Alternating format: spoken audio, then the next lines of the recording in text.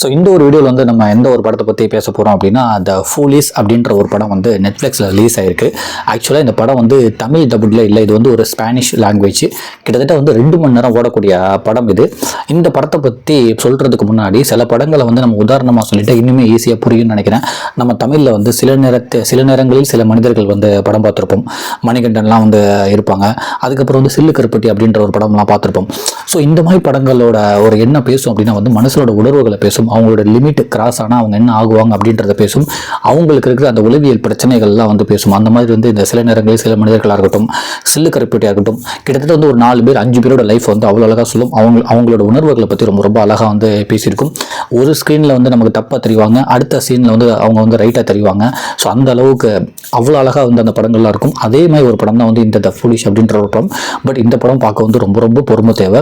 ஏன்னா ஒரு கேரக்டர்லாம் வந்து காட்டும் போது அந்த ஒரு 5-6 பேர் அவங்களோட உணர்வுகள், அவங்களோட பிரச்சனைகள், அவங்களோட அந்த குடும்ப சிக்கல்கள், அதனால அவங்களுக்கு வர உளவியல் பிரச்சனைகள், அவங்க எப்படி வந்து அமுக்கப்படுறாங்க அப்படின்றதெல்லாம் வந்து காட்டுறாங்க. இந்த 6 கேரக்டர்ல வந்து ஒரு கேரக்டர்லாம் வந்து காட்டும் போது அவங்களுக்கு இருக்கிற பிரச்சனையை காட்டும் போது மொத்தமாக வந்து அந்த டைனிங் டேபிளில் அந்த கான்வர்சேஷன் தான் காட்டுறாங்க. கிட்டத்தட்ட வந்து ஒரு 15 மினிட்ஸ் வந்து அந்த சீன் போகும். ஸோ ஏன் நான் இதை சொல்கிறேன் அப்படின்னா வந்து இங்கே வந்து ஒரு கேரக்டரை வந்து காட்டுறப்ப, அவங்களோட பிரச்சனையை காட்டுறப்ப நமக்கு வந்து பார்க்கறதுக்கு நிறைய பொறுமை இருக்கணும். இன்னொன்று இது வந்து தமிழ் டபுள்லேயும் வர இல்லை, அதனால வந்து நம்ம சப்டைட்டில் பார்க்குறப்ப நமக்கு வந்து நிறைய பொறுமை தேவைப்படுது இந்த ஒரு படத்தை பார்க்க. பட் ஆனால் ரொம்ப ரொம்ப பொறுமையோடு பார்த்தா நிறைய விஷயங்களை வந்து இந்த படம் வந்து நமக்கு நிறைய விஷயங்களை வந்து சொல்லுது. அது டைரக்டாகவும் சரி இன்டெரக்டாகவும் சரி. கிட்டத்தட்ட ஒரு 6 பேர், அதில் வந்து 1-2 கேரக்டர் மட்டும் நம்ம சொல்லலாம். ஒருத்தவங்க வந்து ஏதோ ஒரு பிரச்சனை, அவங்களுக்கு வந்து போலீஸ் கம்ப்ளைண்ட்லாம் அவங்க மேலே நடக்குது. பட் ஆனால் அது அவங்களோட பிரச்சனை இல்லை. அவங்களுக்கு என்ன பண்ணுறாங்கன்னா ஹவுஸ் அரெஸ்ட் வந்து பண்ணி வச்சிடறாங்க. அவங்களுக்கு வந்து மனரீதியாக வந்து நிறைய பிரச்சனை இருக்குன்னு சொல்லி அவங்க அப்பாவே வந்து அவங்கள வந்து மனரீதியாக பிரச்சனை இருக்குன்னு சொல்லிட்டு ஒரு ஹவுஸ் அரெஸ்ட் வந்து பண்ணி வச்சிடறாங்க. அவங்க ஃப்ரெண்டை கூட வந்து உள்ள பார்க்கறது இல்லை, வெறும் டாக்டரை மட்டும் தான் வந்து அலோவ் பண்ணுறாங்க. கால்லாம் வந்து அந்த செயின் மாதிரிலாம் வந்து போட்டு வச்சிருப்பாங்க, ஒரு லாக் மாதிரிலாம் வந்து போட்டு வச்சிருப்பாங்க. அவங்க வந்து சின்ன வயசுலேயே வந்து அவங்க அம்மாவெல்லாம் வந்து இழந்தவங்க, அவங்களுக்கும் நிறைய பிரச்சனை இருக்குது. ஸோ அவங்க எப்படா அந்த வீட்டை விட்டு வெளில போகலாம், எப்படா நம்மளும் வந்து எல்லா மக்களுமே சுதந்திரமாக இருக்கலாம் அப்படின்னு சொல்லி எப்படா நம்ம இந்த வீட்டு வெளியில் போகிறதுன்னு சொல்கிறதுக்காகவே வந்து வெயிட் பண்ணிட்டு இருக்க ஒரு கேரக்டர். அந்த கேரக்டரோட மன அழுத்தம், அவங்களுக்குள்ள பிரச்சனை, அவங்களுக்குள்ள உளவியல் அந்த பிரச்சனைகள், அவங்க குடும்பத்தினால வந்து எப்படி இருக்கப்பட்டு அந்த ஹவுஸ் அரெஸ்ட்டில் வந்து இருக்காங்க, அவங்களுக்கு என்னென்னலாம் வந்து தேவைப்படுது, அந்த உடம்பு ரீதியாக மன ரீதியாக என்னென்ன தேவைப்படுதுன்னு சொல்லிட்டு அவ்வளோ அழகாக வந்து காட்டியிருப்பாங்க. அது அவங்களோட ஆக்டிங்கை வந்து அவ்வளோ நல்லாயிருக்கும். இன்னொருத்தவங்க வந்து அந்த சினிமா கூத்துப்பட்டையில் வேலை பார்க்குற மாதிரி இருப்பாங்க. எல்லாமே வந்து ஒருத்தவங்க வந்து கனெக்ட் இருக்கும். ஒருத்தவங்க வந்து இவங்களை வந்து பார்க்க வந்திருக்க டாக்டராக இருப்பாங்க, ஒருத்தவங்க வந்து இந்த பொண்ணோட அக்காவாக வந்து இருப்பாங்க, இன்னொருத்தர் வந்து இவங்களோட அப்பா வந்து இருப்பார். ஸோ எல்லாமே வந்து இந்த ஹவுஸ் அரெஸ்ட்டில் இருக்காங்க. இவங்களோட ஒரு கனெக்ட் பண்ணுற ஒரு கேரக்டராக தான் வந்து 5-6 கேரக்டர் வந்து இருக்கும். அதில் ஒரு கேரக்டர் வந்து இவங்க அப்பா. ஸோ இவருக்கு சில பிரச்சனைகள் இருக்கும், அதை வந்து அவ்வளோ அழகாக வந்து அந்த ஸ்க்ரீனில் காட்டுவாங்க. எல்லாமே வந்து ஒரு 20 to 25 மினிட்ஸ் எடுத்துக்கிட்டு அவ்வளோ அழகாக சூப்பர் தனித்தனியாக வந்து காட்டுவாங்க. பட் நிறைய பொறுமை இருந்தால் இதை நம்மளால் புரிஞ்சிக்க முடியும். இன்னொருத்தவங்க வந்து அந்த கூத்துப்பட்டறை, அந்த இன்னொரு கேரக்டர் வந்து 6 பேர்த்தில் வந்து இன்னொரு கேரக்டர் வந்து கூத்துப்பட்டறையில் வந்து ஆக்டிங் கிளாஸ் இருக்குல்ல, அங்கே நடக்கிற பிரச்சனைகள், அவங்களோட லிமிட் மீது மீறும் போது அவங்களுக்கு என்னென்ன பிரச்சனைகள் வருதுன்னு சொல்லி அதை காட்டுவாங்க. ஒருத்தவங்க என்ன பண்ணுவாங்க அப்படின்னா வந்து எந்த ஒரு விலங்குகள்லாம் வந்து ரொம்ப கேன்சர் அதுமாதிரி வந்து ரொம்ப எக்ஸ்ட்ரீமாக போய் அதனால் சர்வே பண்ண முடியல அப்படின்னு தெரிஞ்சால் வந்து இவங்க என்ன பண்ணுவாங்கன்னா போய் அதுக்கு ட்ரீட்மெண்ட் எடுத்து அதை வந்து ஊசி போட்டு அதை இறக்க வச்சு அதை கொண்டு போயிடுவாங்க.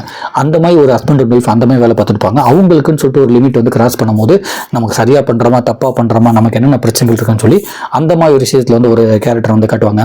இன்னொரு வந்து ஒரு டாக்டர் கேரக்டர், அவங்களுக்கு பின்னாடி நடக்கிற பிரச்சனைகள் காட்டுவாங்க. இந்த மாதிரி ஒரு 6 கேரக்டர், அவங்களோட பிரச்சனைகள், அவங்களோட குடும்ப பிரச்சனைகள், அவங்க மனரீதியாக சந்திக்கிற ஒரு பிரச்சனைகள், அதனால அவங்க எந்த அளவுக்கு எக்ஸ்ட்ரீமாக போகிறாங்க, எந்த அளவுக்கு லிமிட்டை கிராஸ் பண்ணுறாங்க, அவங்களுக்கு என்னென்ன தேவைப்படுதுன்னு சொல்லிட்டு அந்த மனிதர்கள் சம்பந்தமான அந்த உணர்வுகளும் அந்த உளவியல் பிரச்சனைகள் சார்ந்து இந்த ஒரு படமாக இருக்குது. இது பார்க்குறதுக்கு வந்து ரொம்ப நிறைய பொறுமை வேணும்.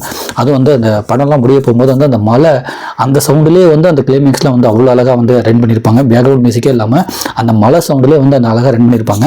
மியூசிக் வந்து அவ்வளோ அழகாக வந்து இந்த படத்துக்கு வந்து சப்போர்ட் பண்ணியிருக்கு. ஏன்னா நிறைய எமோஷனல் ஸ்டோரினால மியூசிக் வந்து அவ்வளோ சப்போர்ட்டாக இருக்குது. அந்த ஆக்டிங் வைஸ், ஏன்னா இதில் 6 கேரக்டர் காட்டுறாங்க.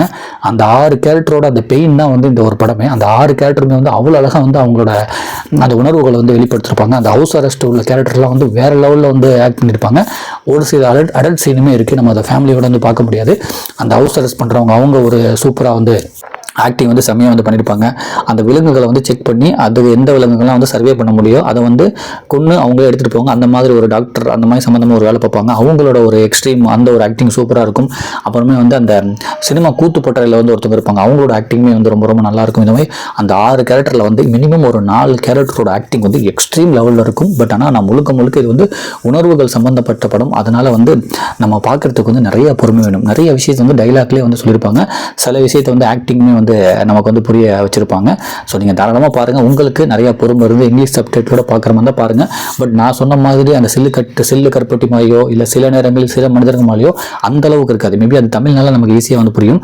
பட் இது அந்த மாதிரி ஒரு பாணியில் வந்து ஒரு பயணிக்கிற சினிமா.